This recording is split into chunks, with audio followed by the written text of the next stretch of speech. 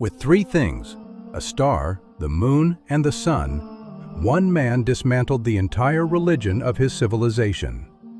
His name was Ibrahim, Abraham, and the Quran's version of his story begins not with revelation descending from the sky, not with an angel appearing, but with a question, asked out loud, in public, in front of people who worshipped everything in creation except the one who created it. The Quran calls him an Ummah, a nation unto himself, not a nation of followers, a nation in one man. One person carrying the weight of an entire civilization's truth on his own shoulders. Ibrahim was born into a world of idols, not a small village with a few shrines, a civilization, Babylon, Mesopotamia, under a king named Nimrod who claimed divinity for himself. His own father, Azar, was an idol maker. The man who raised him carved the very gods people bowed to. He didn't grow up on the margins of idolatry, hearing about it from a distance. He grew up in the workshop, the smell of stone dust, the sound of chisel on rock. The gods his people prayed to were stacked in his father's house before they were placed in the temple. The Quran preserves their conversation in Surah Maryam, and what's striking is the tone. This isn't a rebel shouting at his father, it's a son, respectful, careful, choosing every word, speaking to a father he still loves.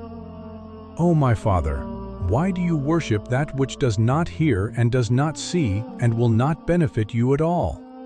He doesn't say, "You're wrong." He doesn't say, "You're a fool." He asks, "Why?"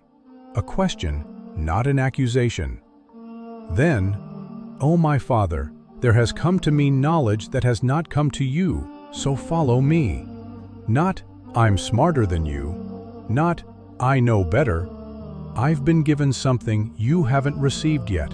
Let me share it with you." 4 times in the conversation he says, "Oh, my father." 4 times. Even as the argument escalates, the respect never drops.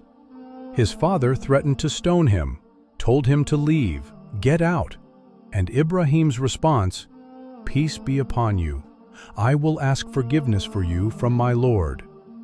Threatened with violence, and he answered with peace and a promise to pray for the man threatening him. Then he turned to the people. Surah Al-An'am preserves what happened next. Night fell over the land. The sky opened above him, and Ibrahim looked up. He saw a star, bright, steady. "This is my Lord." Then it set, sank below the horizon, and disappeared. "I don't like those that set."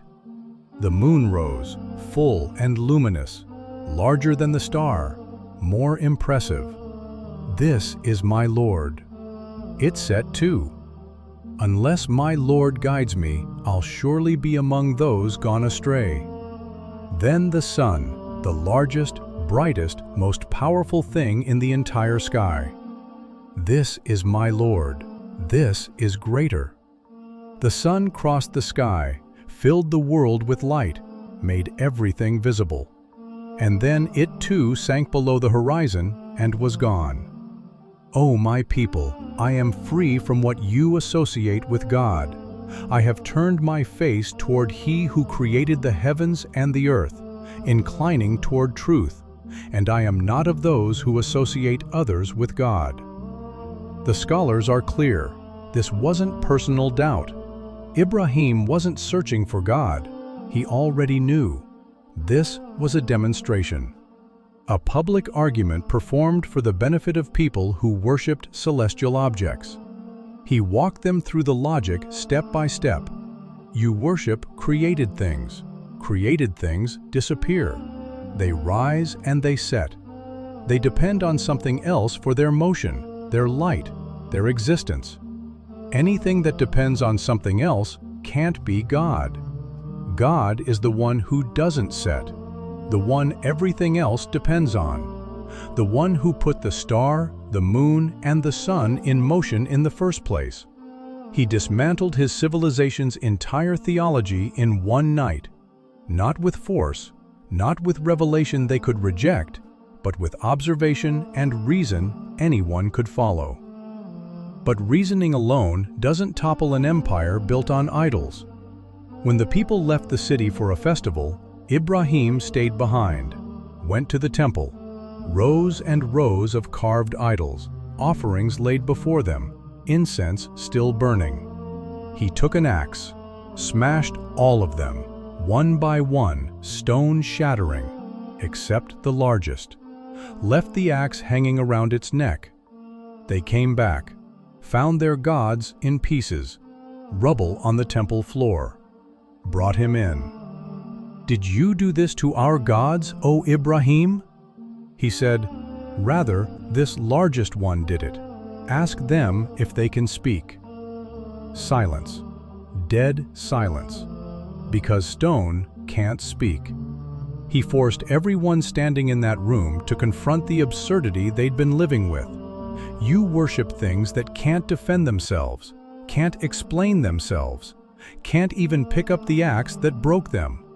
And you're asking me why I questioned them? They turned inward for a moment. Indeed, you yourselves are the wrongdoers. A flicker of recognition. They almost saw it. Then pride overrode the logic. You already know these don't speak. Ibrahim, then do you worship instead of God that which does not benefit you at all or harm you? Will you not use reason? The argument was won. The logic was airtight. But logic doesn't protect you when power decides you're a threat. No answer. So they did what power always does when it runs out of arguments. They turned to force. Burn him and support your gods. They didn't just build a fire.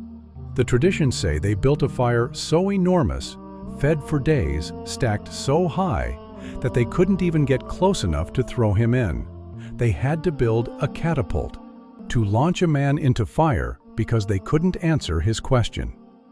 And God said 2 words, "O fire, be cool and safe upon Ibrahim."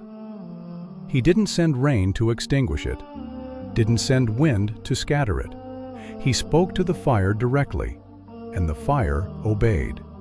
Because the fire was always his. It was never theirs to use as a weapon. Ibrahim walked out unharmed, from the center of an inferno designed to erase him. One more confrontation remained. Nimrod himself, the man who claimed to be God, face to face with the man God chose. Ibrahim said, "My Lord gives life and causes death." Nimrod, trying to match him, brought 2 prisoners, killed one, freed the other, as if releasing a prisoner was the same as giving life, as if executing one was the same as the power God holds over death. Ibrahim didn't argue the point. He shifted. God brings the sun from the east. Bring it from the west. The Quran says, "The one who disbelieved was dumbfounded." Frozen. No counter. No clever response. Truth stated simply, and the tyrant had nothing left. God's response to all of it, the reasoning, the fire, the exile, the confrontation with power, was a title. Indeed, I am making you a leader for the people. Not just a prophet, a leader, an imam, the standard against which every generation of believers would measure themselves, the father of prophets, and the Quran gives him a name no other human being in history receives. Khalilullah, the intimate friend of God. But his story isn't over. The greatest test wasn't the fire, wasn't Nimrod, wasn't the idols or the exile. It was a dream, one in which God asked him to sacrifice the thing he loved most in this world, his son. These stories were sent down to be remembered. Help someone remember. Share this story.